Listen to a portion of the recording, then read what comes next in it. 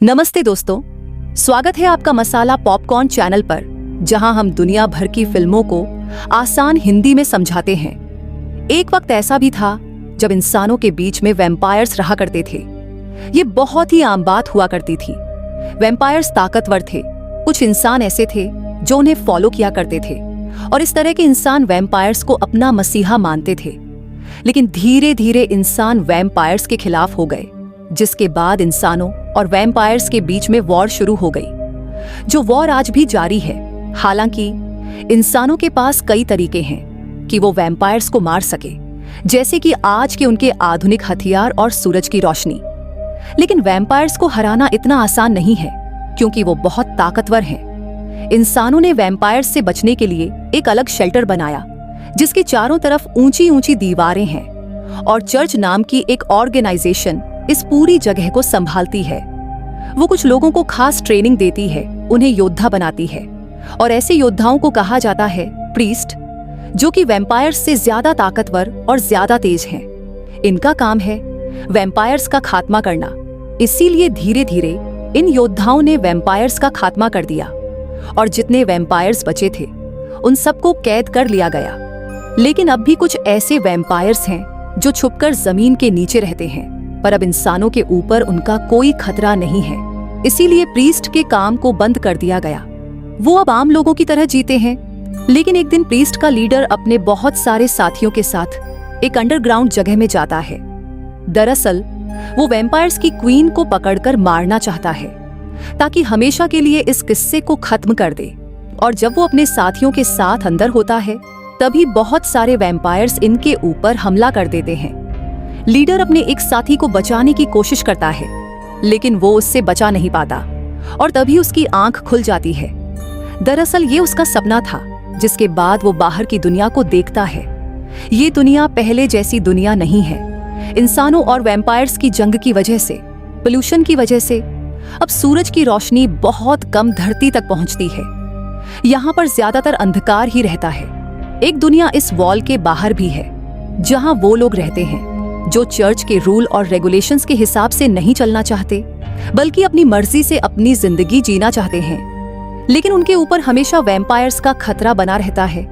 जबकि वॉल के अंदर जिस जगह को चर्च कंट्रोल करता है, वहां पर वैम्पायर्स का खतरा नहीं है। हमें वॉल के बाहर एक ऐसे घर को दिखाया जाता है जहां पर लूसी नाम की लड़की अपने मॉम डैड के साथ रहती है। एक रात को जब ये पूरा परिवार डिनर कर रहा होता है, तभी एक वैम्पायर इनके घर के ऊपर हमला करता है, जो लूसी के मॉम डैड को मारकर लूसी को पकड़कर अपने साथ ले जाता है। वहीं दूसरी तरफ हमें एक शेरिफ को दिखाया जाता है, जो वॉल के अंदर रहता है। वो एक प्रीस्ट के पास जाता है और उसे बताता है कि लूसी को वैम्पायर ने किडनैप कर लिया है। शेरिफ लूसी से प्यार करता है और उसे पता है कि ये जो प्रीस्ट है वो लूसी का अंकल है, यानी कि लूसी के पिता इस प्रीस्ट के भाई हैं। वो कहता है कि हमें लूसी को किसी भी कीमत पर बचाना होगा। ये प्रीस्ट अपनी भतीजी लूसी की मदद करने के लिए चर्च की अथॉरिटी के पास जाता है और बताता है कि वॉल के बाहर मेरी भतीजी को वैम्पायर ने किडनैप कर लिया है, हमें उसे बचाना होगा। लेकिन यहाँ पर चर्च ऑर्गेनाइजेशन का जो लीडर होता है, वो कहता है कि इस दुनिया में जितने भी वैम्पायर्स थे, हम उन्हें मार चुके हैं। जो थोड़े बहुत वैम्पायर्स हैं वो हमारी कैद में हैं। इस दुनिया में अब कोई फ्री वैम्पायर नहीं है। लेकिन प्रीस्ट को पता है कि उसकी भतीजी लूसी की जान खतरे में है।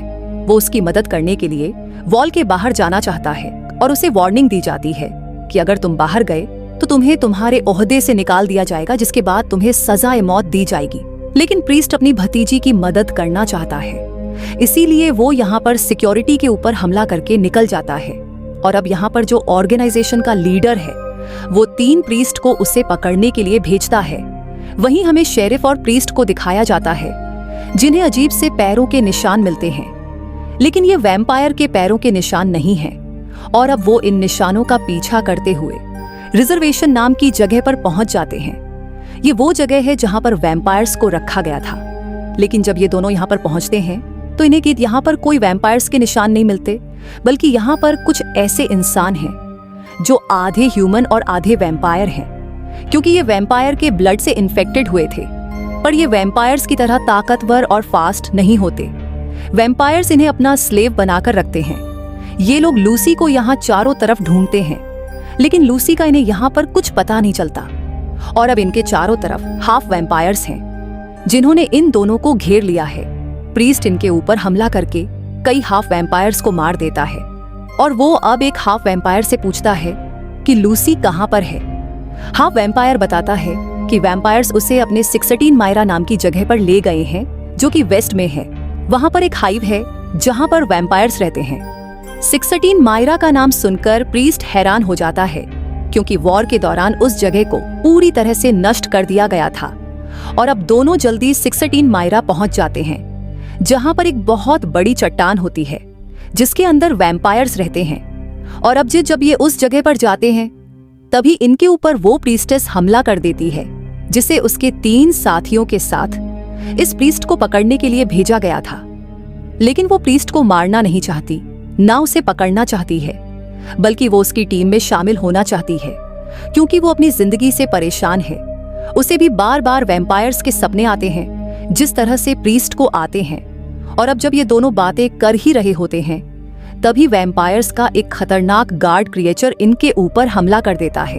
प्रीस्ट उसका सामना करता है लेकिन वो बहुत ताकतवर होता है। प्रीस्टेस उसका साथ देती है और ये उस वैम्पायर के गार्ड को मार देते हैं और इन्हें यहाँ पर कोई वैम्पायर नहीं मिलता। इन्हें समझ में नहीं आता कि अगर यहाँ पर कोई वैम्पायर नहीं है तो वैम्पायर का गार्ड यहाँ पर क्या कर रहा था। पर जब इस पूरी जगह को इन्वेस्टिगेट करते हैं तो इन्हें पता चलता है कि यहाँ पर वैम्पायर्स ने ब्रीड करके अपनी एक पूरी आर्मी बनाने की तैयारी कर रखी है ताकि आने वाले समय में बहुत सारे वैम्पायर्स पैदा हो सके, ताकि एक बार फिर से वो इंसानों से जंग कर सके। अब इन्हें पास ही में एक टनल मिलती है जो कि एक माइन से जुड़ी हुई है। यहाँ पर एक रेलवे ट्रैक है जो शहर से जुड़ता है और ये पूरा का पूरा रेलवे ट्रैक अंडरग्राउंड होता है, यानी कि यहाँ अंधकार रहता है। प्रीस्ट को लगता है कि वैम्पायर्स ट्रेन से ट्रैवल कर रहे हैं। दिन में वो ट्रैवल करते हैं और रात को शहरों में जाकर वो इंसानों के ऊपर हमला करते हैं। इनका सोचना पूरी तरह से ठीक होता है।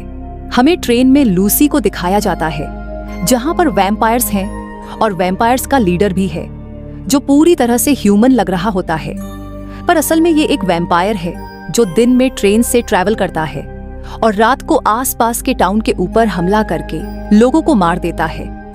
अब रात को एक टाउन में जाते हैं जहां पर वहां के लोगों को मारना शुरू कर देते हैं। तभी वहां पर वो 3 प्रीस्ट पहुंच जाते हैं जिन्हें चर्च ऑर्गेनाइजेशन के लीडर ने प्रीस्ट को यानी कि लूसी के अंकल को पकड़ने के लिए भेजा था। ये जब वैम्पायर के लीडर को देखते हैं तो उसके ऊपर हमला करते हैं, लेकिन वो बहुत ताकतवर है। वो इन तीनों को मारकर वहीं पर लटका देता है। अगले दिन प्रीस्ट, प्रीस्टेस और शेरिफ इस टाउन में पहुंच जाते हैं और जब वो वहां पर 3 प्रीस्ट को देखते हैं जो लटके हुए हैं तो ये समझ जाते हैं कि ये काम किसी वैम्पायर का नहीं बल्कि उससे भी खतरनाक पावर का है। और अब लूसी के अंकल प्रीस्ट को, जो कि प्रीस्ट का लीडर भी है, उसे समझ में आ जाता है कि लूसी को जानबूझकर किडनैप किया गया था क्योंकि वो उसकी भतीजी है कि वो उसे ढूंढने के लिए बाहर आए और उसे बाहर आने के लिए रूल्स को तोड़ना पड़ेगा। जिसके बाद चर्च ऑर्गेनाइजेशन का जो लीडर है उसे पकड़ने के लिए दूसरे प्रीस्ट को उसके पीछे भेजेगा।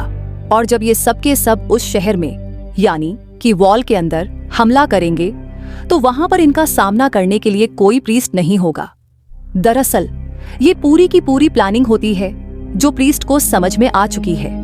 प्रीस्ट अब अपने दोनों साथियों से कहता है कि हमें किसी भी कीमत पर उस ट्रेन को रोकना होगा।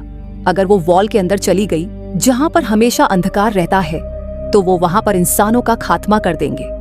साथ ही वो ये भी कहता है कि अगर लूसी इन्फेक्टेड होगी तो हमें उसे मारना होगा। ये सुनकर शेरिफ को गुस्सा आ जाता है। वो अपनी गन निकालकर प्रीस्ट के ऊपर तान देता है क्योंकि वो लूसी से प्यार करता है। ये दोनों गर्लफ्रेंड बॉयफ्रेंड हैं जिस बारे में अब तक प्रीस्ट को कुछ नहीं पता था। प्रीस्टेस उसे बताती है कि लूसी उसके भाई की बेटी नहीं बल्कि खुद प्रीस्ट की बेटी थी। उसका एक परिवार था, लेकिन चर्च के ऑर्डर के बाद उसे प्रीस्ट के ग्रुप में शामिल होना पड़ा, इसीलिए उसे अपनी बाहर की दुनिया को छोड़ना पड़ा। उसकी वाइफ के पास कोई सहारा नहीं था, इसीलिए उसने प्रीस्ट के भाई के साथ शादी कर ली ताकि लूसी को एक परिवार, एक पिता मिल सके। और अब शेरिफ अपने आप को संभालता है। ये तय करते हैं कि किसी भी कीमत पर ये ट्रेन को रोकेंगे।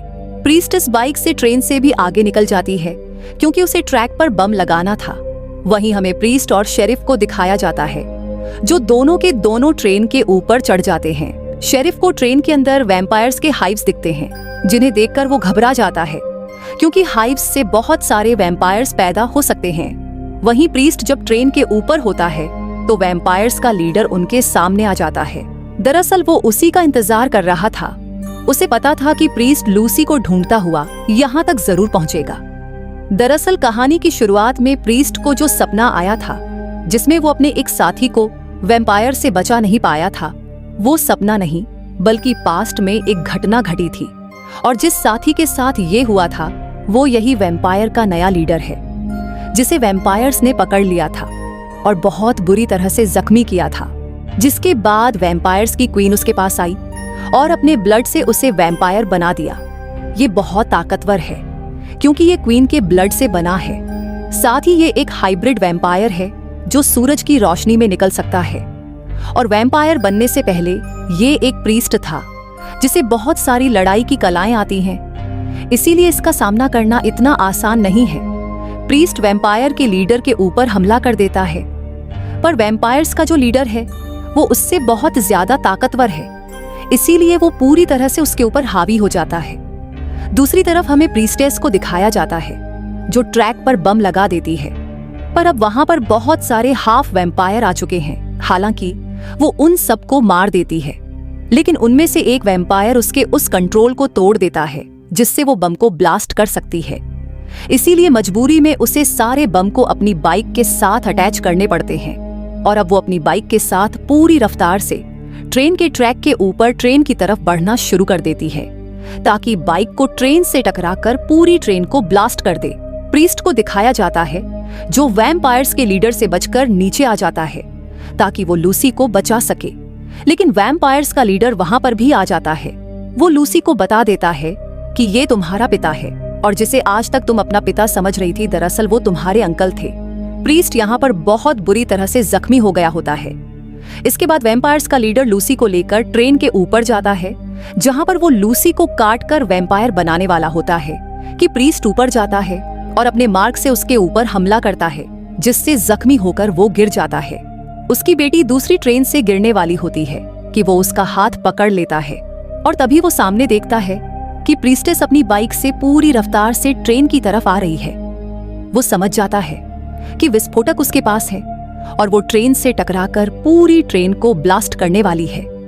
इसीलिए वो अपनी बेटी को लेकर ट्रेन से कूद जाता है। शेरिफ भी ट्रेन से कूद गया होता है। वहीं प्रीस्टेस बाइक को टकराने से पहले अपनी बाइक से कूद जाती है। बाइक जैसे ही ट्रेन से टकराती है, एक बहुत बड़ा ब्लास्ट होता है जिसमें वैम्पायर्स के लीडर के साथ साथ सबके सब मारे जाते हैं। लेकिन अब भी वैम्पायर्स का खतरा नहीं टला क्योंकि वैम्पायर्स की जो क्वीन है वो अब भी जिंदा है, जो इंसानों का खात्मा करके एक बार फिर से पूरी दुनिया पर राज करना चाहती है।